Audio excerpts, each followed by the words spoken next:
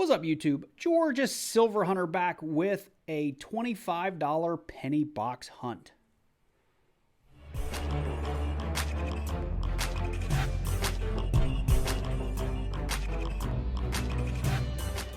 So if this is your first video on my channel, you probably haven't seen this, but if you're a longtime follower, you know that I did a hunt the other day that I did tons of different denominations, and we actually did about $27.50 worth of pennies. Those were all customer wrapped. This is our first bank wrapped roll, or bank wrapped set of pennies. I did pop this at the bank to make sure that we had circulated pennies, which we do. So I'm super excited about getting into these. If you've never watched a penny hunt before, they're not super exciting. Now, we are looking for things like copper pennies, which would be anything 1982 and earlier. We are looking for wheat pennies, which started, I believe, in like 1956 or 57 and backwards. We're looking for Indian head pennies. We're looking for anything out of the ordinary. And there are tons of pennies that are worth a whole lot of money.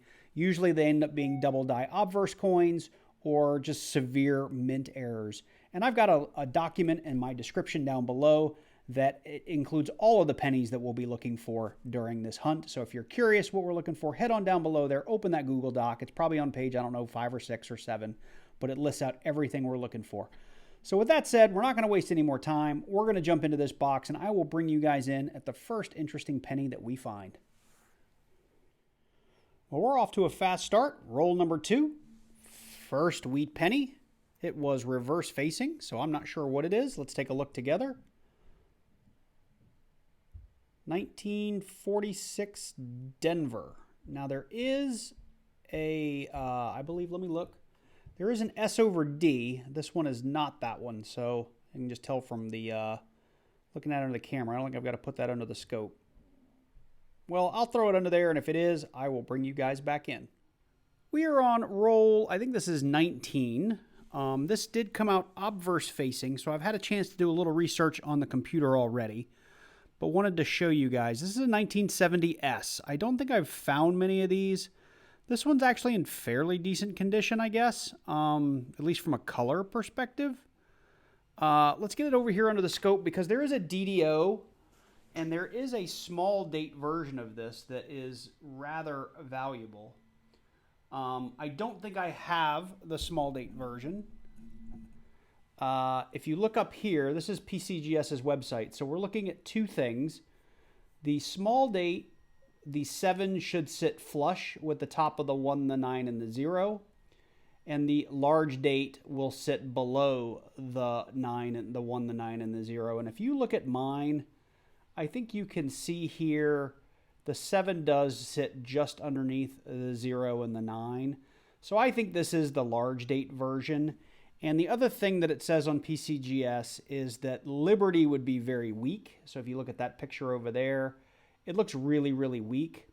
And over here on the large date version, it is very strong. And I think that's what you see here. So this, I believe, is the 1970S large date. So no premium on this. If it were a small date, I think we'd have a tremendous find. So we are on the same roll as that 1970S, and we've come across our first foreign. It looks like we have a Canadian penny here. What is that? 1982 Canadian. First foreign of the box. So we have one roll left to go through. I'm on the next to last roll, and I know we started off strong with the wheat pennies, but this is literally wheat penny number 2 of the box. It is a 1952 Denver. So short of the wheat cents being kind of light, we have found 3 of those 1970S or San Francisco mint marks. All of them are the large date, so nothing special. And the oldest coin I've found so far that is non-wheat penny has been 1959, and I've had 2 of those. I have a huge stack of copper here, which we'll weigh at the end, and I think I might have 1 or 2 more coppers left in there. Outside of that, we have been pulling all the 2009 pennies because that was a special year, limited release, and they did 4 different designs.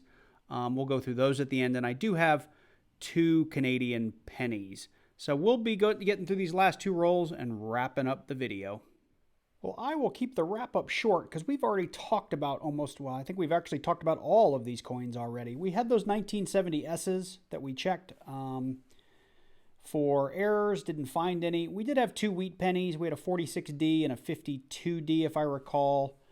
We did have the 4 different designs, or at least 3 of the 4 different designs of the Lincoln penny.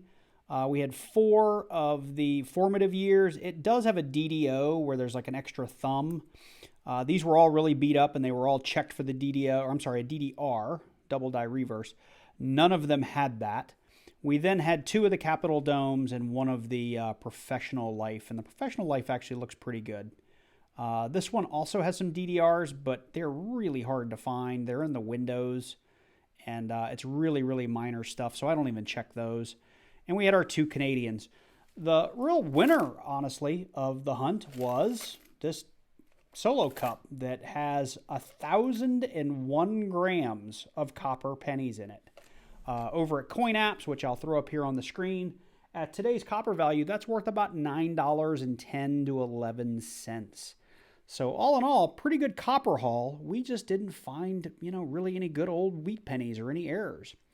So that's how these boxes go sometimes, and I can only show you what they produce. What I think I'm going to do for the rest of 2022, though, on pennies is I started some books last year. I haven't really been filling them in.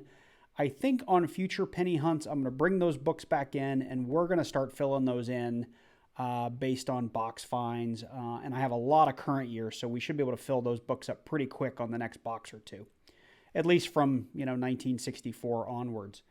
So anyway, I hope you enjoyed this video. If you did, head on down below and click on that like button or leave me a comment. If you haven't already, consider clicking on that subscribe button. And I really hope you enjoyed the video. And you guys take care. I look forward to seeing you in the next one.